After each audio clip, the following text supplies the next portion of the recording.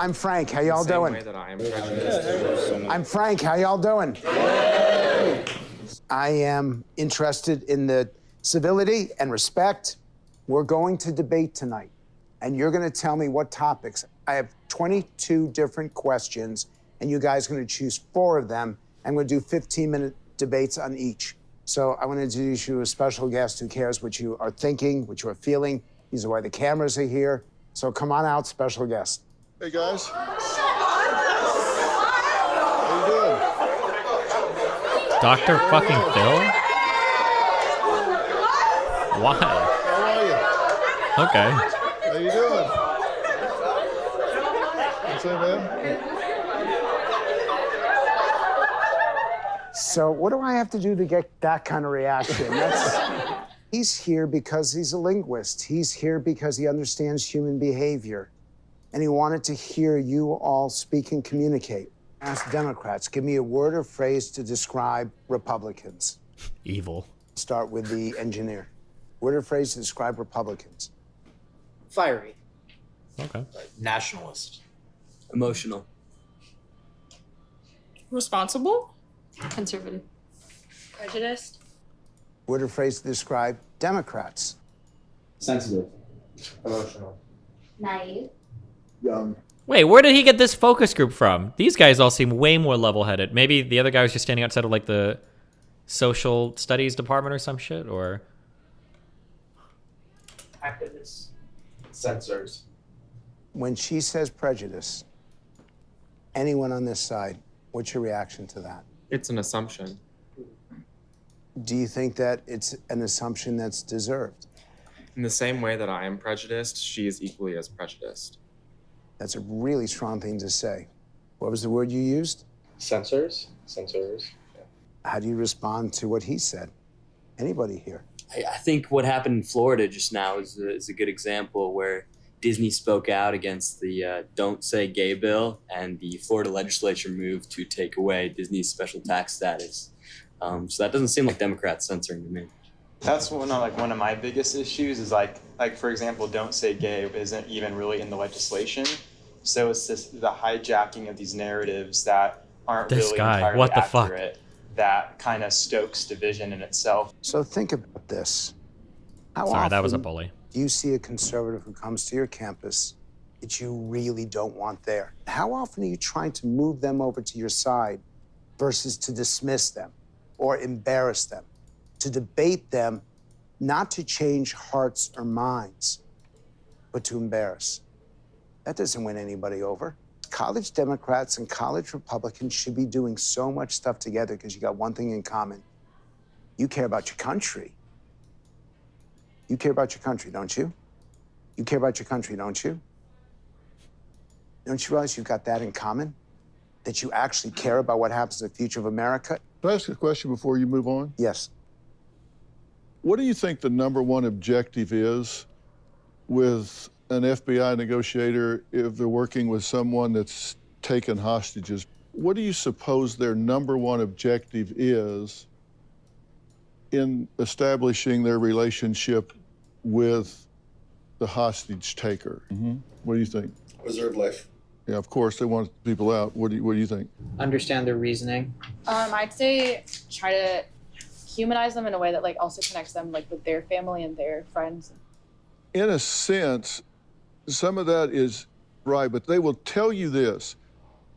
They have never had a hostage taker surrender or release a hostage until that hostage taker believes the negotiator understands why they took those hostages to begin with. You don't have to agree with it.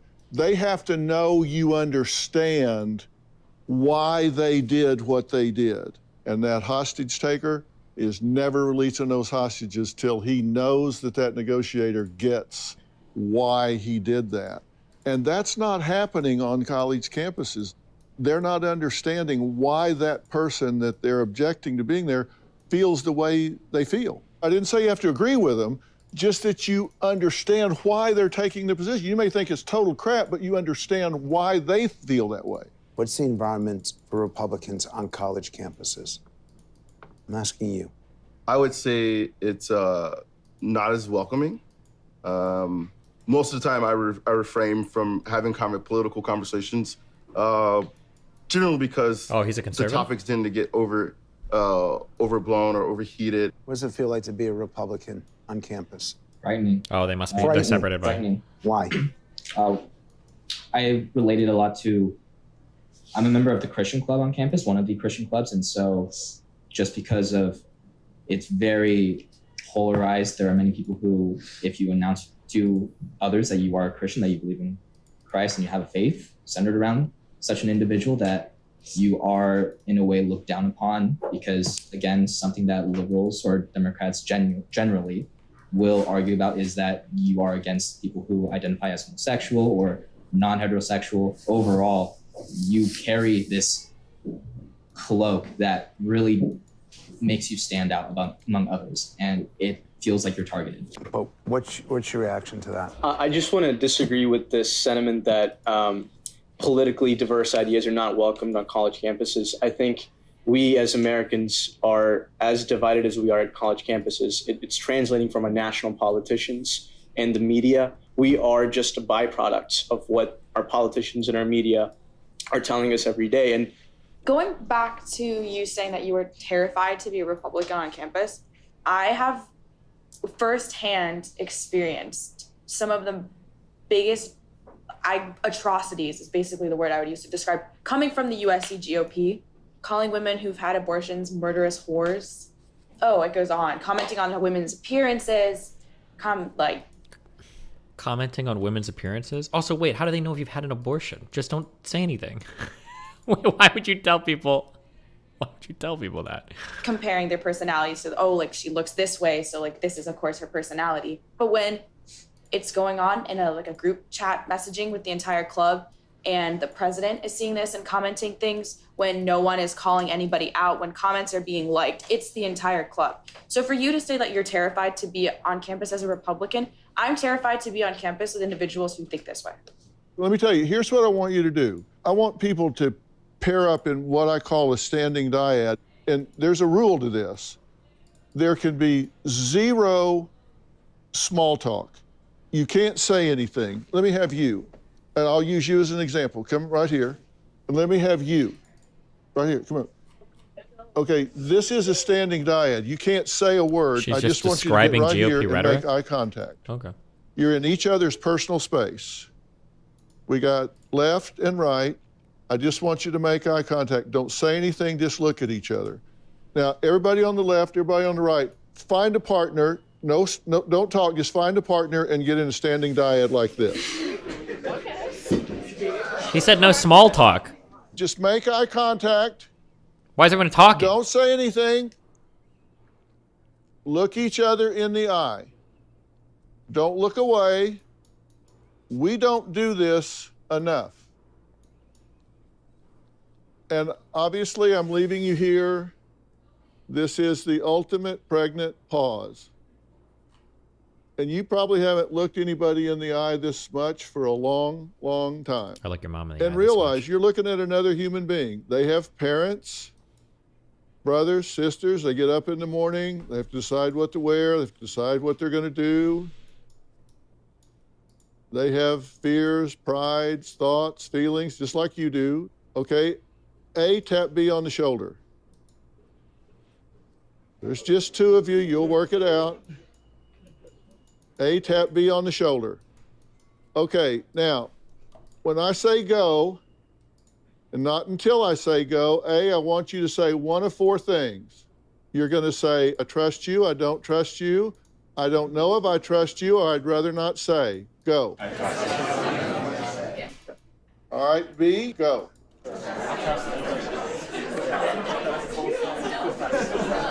Okay, all right, hold on. Shut up, guys. No talking. If you are a Republican, if you are on the right side of the room, raise your hand. All right, you on the left, find a new partner right quick. Lefts, find somebody with one that's got their hand in the air. All right. You should now have a new partner. Somebody from the left and somebody from the right. Make eye contact. Look this person in the eye. Consider them as a human being. Lame. When I say go, A, I trust you, I don't trust you. I don't know if I trust you, or I'd rather not say. A, go. All right, B, go. Okay, if you're from the right, raise your hand. Left, find a new partner one more time.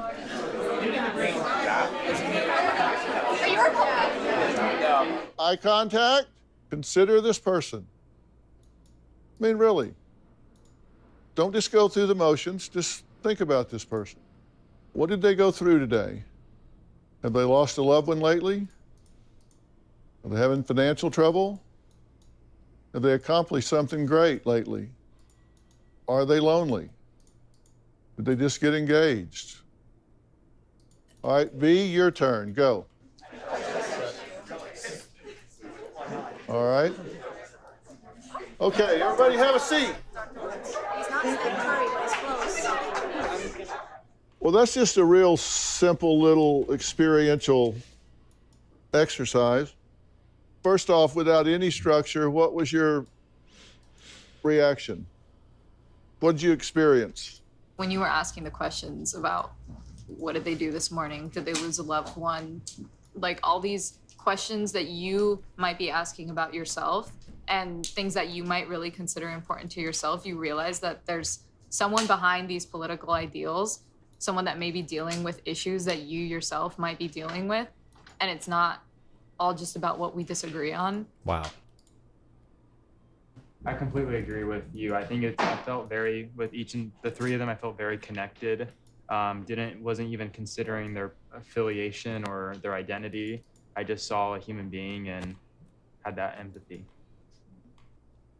It also made me think that it's a lot harder to say you don't trust someone to someone you're looking straight at, whereas it's so much easier to hide behind a screen and kind of assume things about people when you're looking at them in the face and kind of thinking about these questions, like seeing them as a person. Interneters called out. When you were asking me to look at this person and view them as a human being, it was something that I already knew what to do, but at the same time, I also realized that I sometimes personally forget to do that. Yeah. How about you? I just saw everyone as a human. Before you ask those questions, you know, and my partners that I had, they can testify to this. It was just, we looked at each other, we laughed. You know, there was no tension. There was no, oh, I wanna strangle this person. Not that I ever feel that way. I'm just saying, like, it can get to that extreme, right? If we're pushed to those limits. But here I was with a stranger. Mr. Girl moment. So I'm going to give you two pieces of advice. Number one is you really need to show and you really need to mean that you get it, that you understand it. I get that something really bad happened to you, but understand why it happened. Second, please don't make a statement, make a difference. My students know I say this all the time and I mean it so much. I actually want you to be successful. But the only way you do so is not by trying to own people or embarrass them or use language to insult them or drive them apart. You should be bear hugging them. You should be pulling them to your side, not pushing them away. True. Love them more than they love each other. Respect them more than they respect themselves. And watch how many people will listen to you and learn from you, and their ideas may change. What would you give them? I spend a lot of time hearing what isn't said and reading what people say non-verbally. When I saw you talking about your experiences on campus, you know, both sides, you articulating what you were saying and what you were reading and on the screenshots, I felt a lot of pain being experienced. I think anytime I see anger, I see hurt, fear, and frustration. You know, if you look past the anger, behind it is hurt, fear, and frustration. I believe in the principle of reciprocity. You get what you give. What you put out in the universe is what comes back. If you look within yourself and give away what you need the most, you'll be amazed how fast you fill yourself up. If you feel marginalized on campus or you feel attacked, reach out to somebody that you know has got you feeling that way. Like when he was being attacked, for example, if somebody had gone and say, man, this must really suck for you, and I'm sorry about that. I know you're a human being, and I love you. Does this feel like too little too late to you? Even if we had 1 million Dr. Phils, do you think this kind of seminar would change anything about how divided we are today? I don't know. Here's like the fundamental mistake that Dr. Phil or Frank makes here is that like, and this kind of sucks, but